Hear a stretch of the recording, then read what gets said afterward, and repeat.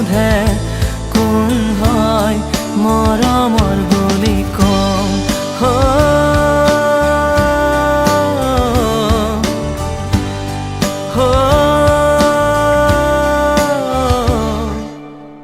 সময় থমকি ৰয়